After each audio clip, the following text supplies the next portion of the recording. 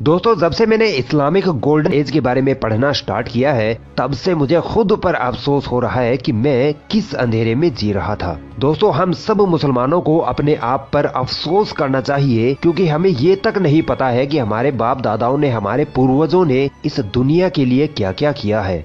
हमने तो सिर्फ आइंस्टाइन, न्यूटन, गैलीलियो ये सब नाम रट रखे हैं, पर जाबिर बिन हय्यान अल ख्वारिज़मी, अबू अल सीना, इन नामों से हम कभी परिचित नहीं हो पाए। हमें अपने ही इतिहास के बारे में नहीं मालूम है, और शायद यही वजह है कि आज हम इल्म के मैदान में पिछड़ गए हैं। आज की इस वीडियो में मैं आपको 5 और मुस्लिम वैज्ञानिकों से अवगत कराऊंगा जिन्होंने साइंस के इतिहास में एवोल्यूशन बर्पा कर डाला। मोहम्मद इब्ने मूसा अल ख्वारिज़मी। इस महान मुस्लिम वैज्ञानिक के बारे में जितना बोला जाए, जितना लिखा जाए, उतना कम है, क्योंकि यही वो वैज्ञानिक है जिसकी वजह से आज हम गणित के मुश्किल से मुश्किल सवाल को हल कर पाते हैं। आपने स्कूल में गणित के इस तरह के सवालों को तो जरूर पढ़ा होगा। इस तरह के सवालों के टॉपिक को अलजेब्रा कहा जाता है, और इसकी खोज अल ख्वारिज़मी ने की थी। अल ख्वारिज़मी को फादर ऑफ अलजेब्रा कहा जाता है। गणित विषय पर इन्होंने एक किताब लिखी, किताब अल जबर वल मुकाबला। इस किताब का जब लैटिन, ग्रीक और अंग्रेजी भाषा में अनुवाद किया गया, तब इस किताब के अल जबर शब्द को बदलकर अलजेब्रा कर दिया गया, और इस तरह आज हम गणित के इस विषय को अलजेब्रा के नाम से जानते हैं, जो कि अल ख्वारिज़मी की देन है। 16वीं शताब्दी तक अरब और यूरोप की अधिकतर यूनिवर्सिटियों में गणित विषय पर यही किताब पढ़ाई जाती थी।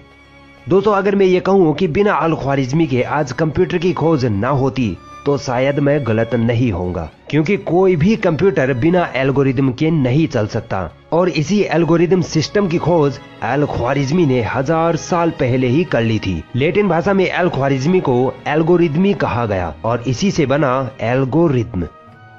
अल ख्वारिज़मी ने एस्ट्रोनॉमिकल टेबल्स पर खूब काम किया। मैथमेटिक्स के साथ साथ ये एस्ट्रोनॉमी और जियोग्राफी में भी काफी माहिर थे। अबू अल कासिम अल ज़हरावी। जैसा कि दोस्तों मैंने पिछली वीडियो में बताया था कि अंग्रेज मुस्लिम वैज्ञानिकों के नाम बिगाड़ दिया करते थे, ताकि उनको और उनके आविष्कारों को छुपाया जा सके। ऐसा ही इस मुस्लिम वैज्ञानिक के साथ भी हुआ। अंग्रेजों ने इस मुस्लिम वैज्ञानिक का नाम अबू अल कासिम से बिगाड़कर एल्बुकेसिस कर डाला। स्पेन में पैदा हुए इस मुस्लिम साइंटिस्ट ने चिकित्सा के क्षेत्र में एक इनकलाब बर्पा कर डाला था। ये वो वैज्ञानिक थे जिन्होंने दुनिया में सबसे पहले सर्जरी करने का तरीका इजाद किया। इनको फादर ऑफ मॉडर्न सर्जरी कहा जाता है। अगर ये मुस्लिम वैज्ञानिक ना होते तो आज बड़े बड़े डॉक्टर किसी मरीज की सर्जरी या ऑपरेशन करने में असमर्थ होते। इन्होंने मरीज की सर्जरी के लिए ऐसे ऐसे टूल या औजार बनाए जो आज भी हमारे हॉस्पिटल्स में ऑपरेशन के दौरान इस्तेमाल किए जाते हैं। इन्होंने चिकित्सा के क्षेत्र में एक किताब लिखी, किताब अल तसरीफ। इस किताब में कई बीमारियों के इलाज तथा बड़े बड़े ऑपरेशन के तरीके बताए गए थे। इस किताब ने यूरोप में मेडिकल एवोल्यूशन ला दिया था। 16वीं शताब्दी तक यूरोप की हर यूनिवर्सिटी में यह किताब पढ़ाई जाती थी। ये पहले वैज्ञानिक थे जिन्होंने हीमोफीलिया की आनुवंशिकता का पता लगाया। ये पहले वैज्ञानिक थे जिन्होंने सर्जरी के जरिए पेट से बच्चा निकालने का तरीका इजाद किया। इसे एब्डोमिनल प्रेगनेंसी कहते हैं। इन्होंने ही टूटी हड्डियों को सही तरीके से जोड़ने का तरीका बताया। ये वो डॉक्टर थे जिन्होंने दांतों को सीधा करने का तरीका बताया, जिसके लिए इन्होंने सोने और चांदी के तारों का इस्तेमाल करना सिखाया। अल ज़हरावी एक physician, surgeon, dentist, chemist, philosopher आदि थे। मगर अफसोस, दुनिया के इस सबसे बड़े डॉक्टर को आज मुस्लिम उम्मा भुला चुकी है। इब्ने अल हैशम। ये वो वैज्ञानिक थे जिनको वैज्ञानिकों का वैज्ञानिक कहा जाए तो गलत ना होगा। इनको ऑप्टिक्स का जनक कहा जाता है। ऑप्टिक्स यानी प्रकाशिकी। यह भौतिक विज्ञान की एक महत्वपूर्ण शाखा होती है जिसमें प्रकाश के बारे में अध्ययन किया जाता है। दोस्तों, अल हैशम से पहले के वैज्ञानिकों का ये दावा था कि जब आंखों से रोशनी निकलती है और किसी वस्तु पर पड़ती है तब हमें वो वस्तु दिखाई देती है। मगर अल हैशम ने इस दावे को खारिज किया और बताया कि आंखों से रोशनी नहीं निकलती, बल्कि रोशनी देने वाली किसी चीज जैसे सूरज या लैंप से जब रोशनी निकलती है तो वो रोशनी किसी वस्तु से टकराकर हमारी आंखों पर पड़ती है, तब हमें वो वस्तु दिखाई देती है। दोस्तों, आज की मॉडर्न साइंस भी अल हैशम के इस दावे को सही साबित करती है।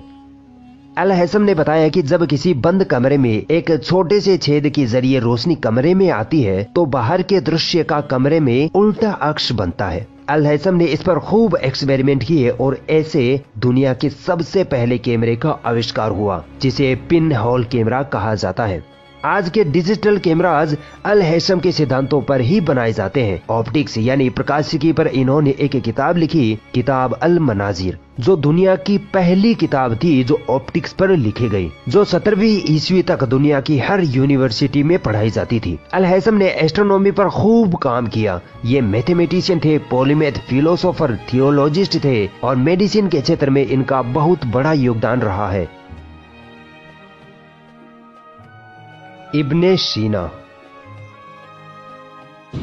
ये एक ऐसे वैज्ञानिक थे जिनको हर फील्ड का नॉलेज था, यानी ये पॉलीमैथ थे। इनको philosophy, astronomy, chemistry, physics, geography, geology, psychology, theology, logic और मैथमेटिक्स का इस तरह इल्म था कि इस इल्म में इनका कोई सानी न था। मगर इन सब से ज्यादा हटकर इनको चिकित्सा के क्षेत्र में महारत हासिल थी, और इतनी महारत हासिल थी कि चिकित्सा के क्षेत्र में इन्होंने 40 से ज्यादा किताबें लिख डाली, जिनमें से अधिकतर किताबें बीमारियों के इलाज व दवाइयों पर थी। चिकित्सा के क्षेत्र में लिखी किताबों में से 2 किताबें, द बुक ऑफ हीलिंग और द कानून ऑफ मेडिसिन, ये 2 किताबें इतनी ज्यादा मशहूर हुई कि यूरोपीय वैज्ञानिकों ने इनको एनसाइक्लोपीडिया ऑफ मेडिकल का दर्जा दे डाला, और 16वीं-17वीं शताब्दी तक ये यूरोप की हर यूनिवर्सिटी में पढ़ाई जाती थी। इब्ने सीना को फादर ऑफ मॉडर्न मेडिसिन का दर्जा हासिल है।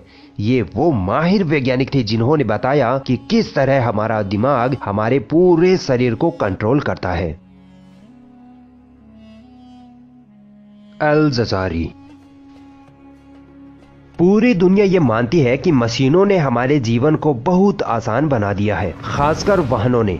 वाहनों और बहुत सारी मशीनों के इंजन में 2 चीजें सबसे खास होती हैं, कैमशाफ्ट और क्रैंकशाफ्ट। इन दोनों के बिना कोई इंजन चल ही नहीं सकता है। अब हैरान कर देने वाली बात यह है कि इन दोनों उपकरणों का आविष्कार एक मुस्लिम वैज्ञानिक अल जजारी ने किया था।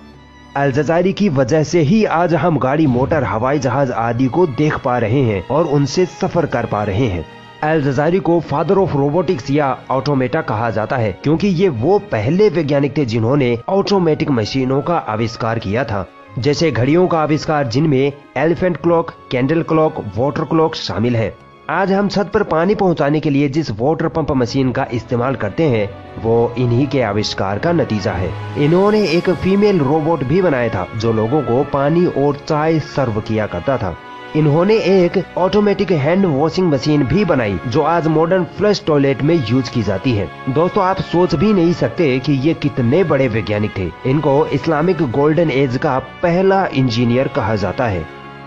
ये polymath, scholar, inventor, mechanical engineer, artist और मैथमेटिशियन थे। इन्होंने एक किताब लिखी जिसका नाम है the book of knowledge of Angénieux mechanical devices. इस किताब में अल जजारी ने 100 से ज्यादा मशीनों के आविष्कार के बारे में लिखा है। दोस्तों, मैं आप सभी से रिक्वेस्ट करूंगा, खासकर मुसलमानों से, कि आप अभी इस वीडियो को देखने के बाद गूगल पर जाइए और लिखिए इस्लामिक गोल्डन एज, और इसे आप जितना पढ़ सकते हैं, इसके बारे में जितना जान सकते हैं उतना जानिए। कम से कम यार अपने इतिहास के बारे में तो पढ़िए। इंशाअल्लाह इससे आपको बहुत फायदा होगा और आपके इल्म में बहुत ज्यादा इजाफा होगा।